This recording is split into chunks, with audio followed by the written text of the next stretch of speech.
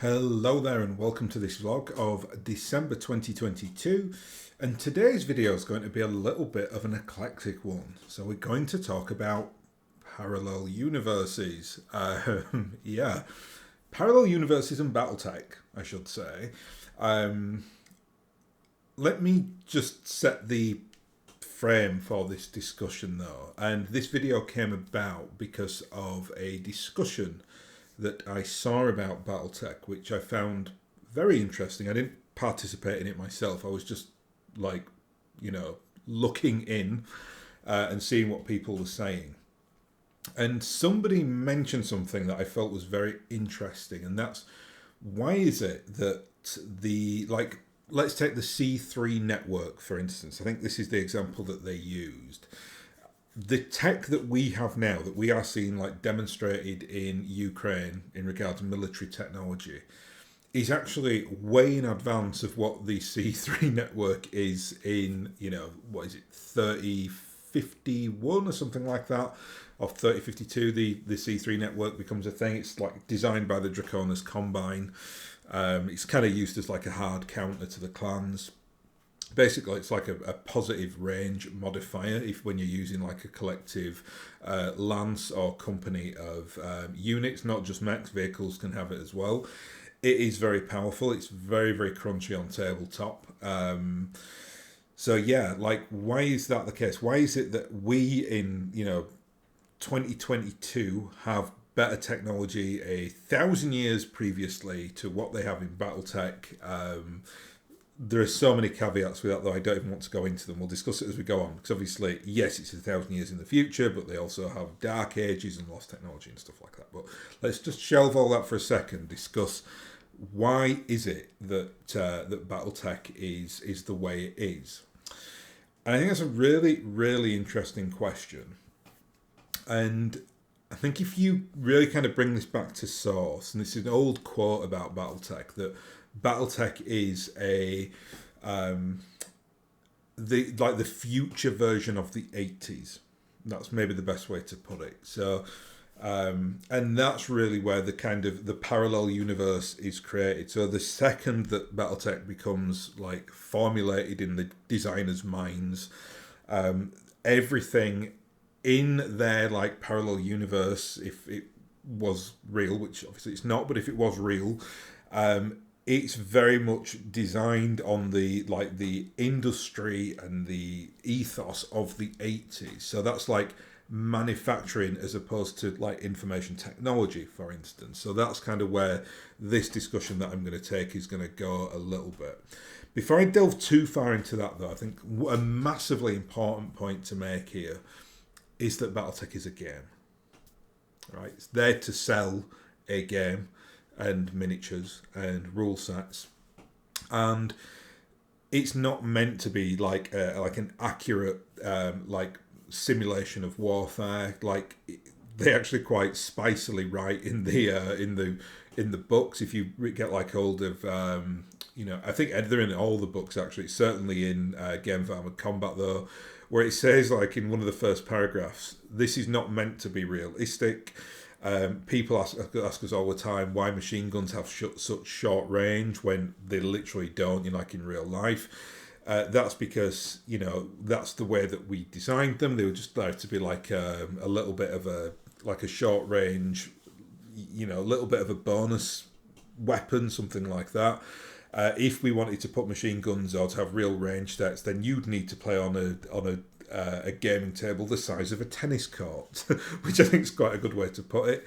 And that's true, like the gaming factor for this is a huge thing.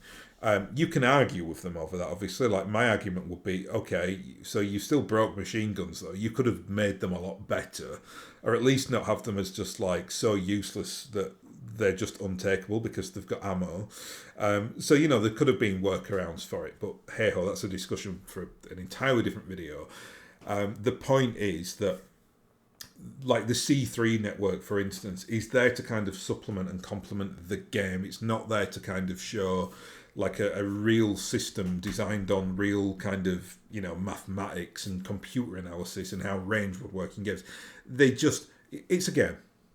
So let's the big caveat. It's a game. Now let's kind of go on to the wacky tangent of like parallel universes. So ask that question then. Why is it that our technology now, 1,000 years previously, is better than, and when I say tech, I mean like computer systems, things like that? Well, bring it right back to that 80s question again, and BattleTech being a future version of the 80s. So if you kind of look at it like back in the, I don't know, whenever like Microsoft became a thing and Silicon Valley started getting very prominent. I know that has roots like back into the 50s and 60s really.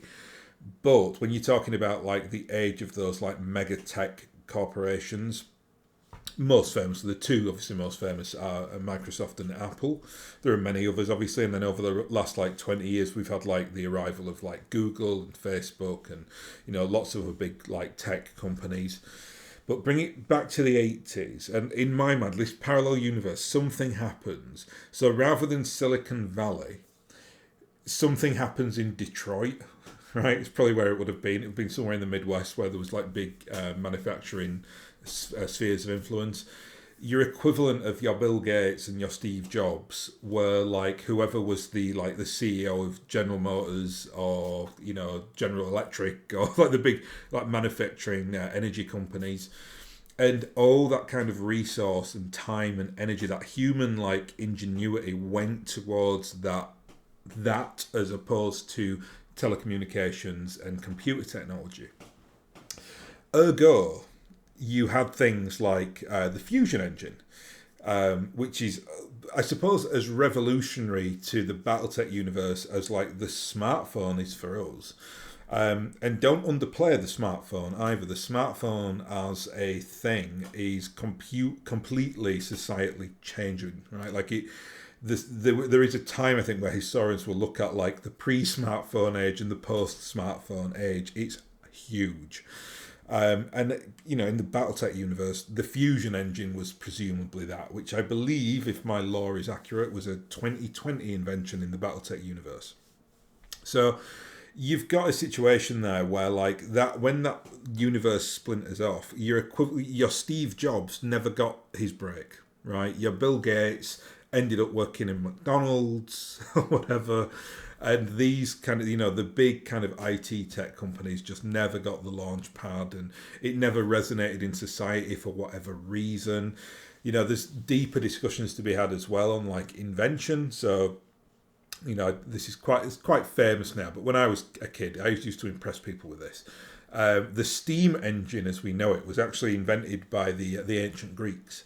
But so the story goes, when the kind of inventor showed it to one of the kings in one of the Greek kingdoms, I can't remember which one it was, the king, far from being like impressed with this, was horrified because he was like, it will put all the slaves out of work. Like, we'll have a slave rebellion, put this thing in a cupboard and never speak about it again.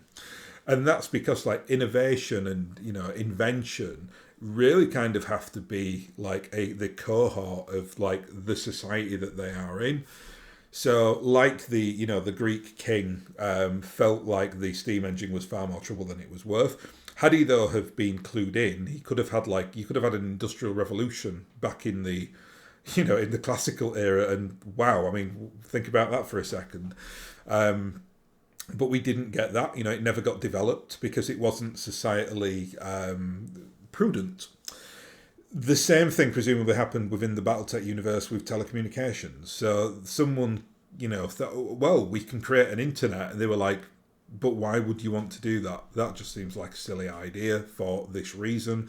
So instead, societal focus really kind of gears towards your manufacturing and your energy sectors. Make sense thus far? I hope so, because that's quite simple, obviously. So what then happens in that intermittent period with we'll just focus on the BattleTech era state now, obviously, because I can only speak about our reality up to the point where we're at, which is in 2020. So I don't have much data to track back on our reality, but for the BattleTech universe we have like 1,000 years of history. So why is it therefore that nobody kind of came along? Why was there no Steve Jobs that came along in that kind of that period? Well, The first thing to say is that the people writing for BattleTech, this is kind of a real world thing, the people that were writing for BattleTech couldn't have conceived of our kind of understanding of telecommunications how it is today. I often relate this back to something like Star Trek. So when you see Star Trek, like back in the 60s, and they've got like the click open communicators, so it's like, beam me up, Scotty. And that's like the most rudimentary walkie talkie that was kind of like obsolete by what, like the mid 90s, something like that. So the people back in the day had absolutely no conception of the technology that we have now. Their mind was in the kind of manufacturing sphere. So if you watch like those programs, it's always like flying cars and spaceships and stuff like that. The truth is singularly far more amazing than that and far more mundane, because we've got phone. I was going to pick my phone up. We've got phones and these like electronic toys and the medium that you are seeing me on now and things like that, which is a wonder. I mean, I still to this day struggle with how amazing tech is, and like over the last I think like post COVID, over the last 3 years, it's just got ever more sophisticated. I mean, I was reading a report the other day by it's like a tech white paper by another law firm, and it was saying something on that of like the tech boom has COVID gave us like a tech boom of like 10 years. So things like like Microsoft Teams, they were kind of in the pipeline, but I don't think they expected them to get as prominent as they did, as quickly as they did, and they did because of COVID, because companies were very, very demanding for it. So we're now kind of operating just at this incredible level for tech. Power consumption is going up because of that. We're going to have to deal with that. It's going to be one of the big questions of our age. In the BattleTech universe, though, probably in 2020, people were still using like ringtone phones, right? And or maybe they had like the most basic pagers or something like that, because nobody had bothered doing telecommunications or done it to that extent. I mean, even when they're kind of like designing mechs, you're still using like radio to contact one another. So to us it's very quaint. But then when we see like these huge like mechs on battlefields doing amazing feats and with amazing technology like the PPC weaponry and things like that, that to us is like very science fiction and amazing. But our phones would be very science fictiony to someone in 3050, right? Like they don't have anything like that in that 3050 era. Obviously, as writers kind of start delving into it now and we're getting new material, you might find things like that cropping up. I know, for instance, there is like the equivalent of the internet, especially famously the clans have it. So it's a thing, and that obviously gets like roped in there when the kind of designers of the game and the custodians of the game and the writers for the game think, yeah, we can't not address this anymore. Like people are just not going to understand this for the next generation unless we have some kind of communications like explosion in there. BattleTech, though, God bless them, went the absolute opposite and brought down the HPG network, which was the one like magical space technology that they had for telecommunications that kind of got busted. So we're back to analog really there. That I think that will get fixed again, like in game over the next like year or two, because I think without the HPG network, which is the one kind of magical thing on that telecommunications, it doesn't really feel like BattleTech. But even then, like the HPG network is just like a massive like phone network, right? Like it's nothing more. It's very sophisticated, obviously, but it's not like it's not a patch, I don't think, on where we would be at if we were in 3150 and we had the IT that we use now. I mean, my God, I can't even imagine what we'd have. It'd be absolutely insane if we kept going in that direction. So go back to that like question that I asked them, like why was there no kind of like outside of the HPG network, obviously, and you get Comstar as well. They're very, very like influential on the technology communications front. But why is it that it never became so prominent? Why is it that why just one company got access to the telecommunications? Didn't they realize how important that would be? I mean, if I was kind of a politician working in that era when Comstar were around, I'd be like, no way you're giving this to one company.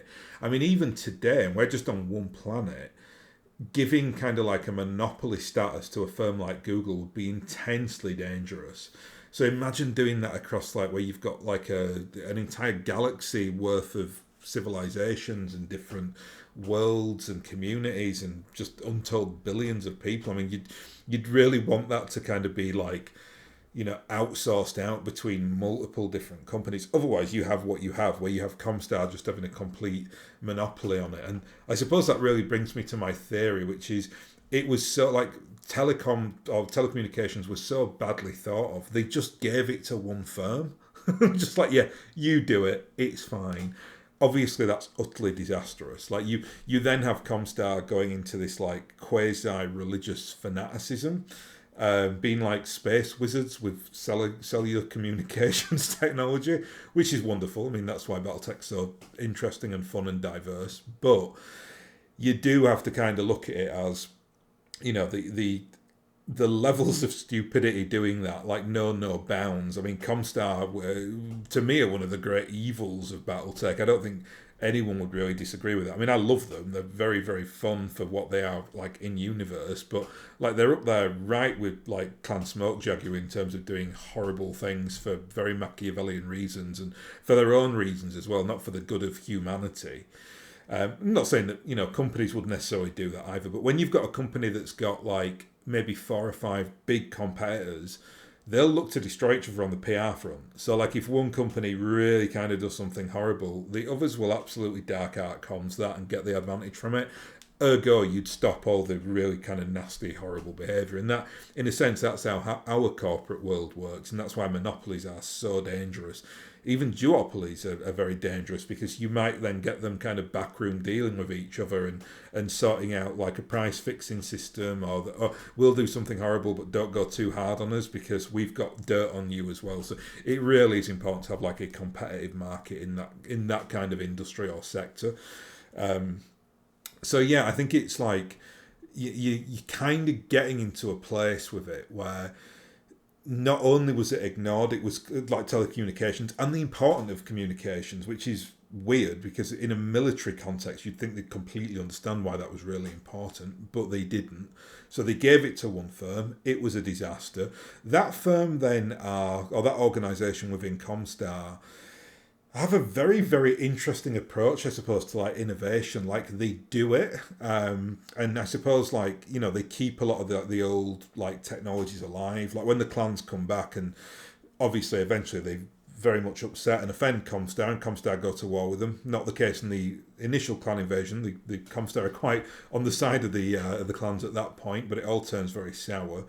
And they come back, they're like, oh, well, we've got the Com Guard, and by the way, we've been keeping all these really, really old mechs and technologies kind of hidden away from you, so we're now going to go to war with you clans, and we've kind of got some like semblance of parity because we've got similar tech to that as well. Obviously, then the Innisphere were able to retrofit a lot of their tech, so that combined basically led to the whole of the clan invasion and the Battle of Tukiad. But why then, why then does it take like 1,000 years for them to get things like the C3 network? Well, that is all about absolute, like, they needed something to kind of get up to spec with the clans. Like, their survival was was under threat. Ergo, they started to pump money into those, like, new computer systems, as opposed to again, that mechanical manufacturing world that is like the mech. Or not just the mech, but like the weapon systems, like the PPC, which is basically, I mean, I've always equated the PPC to a large hadron collider that's been weaponized. So basically throws out like, particles.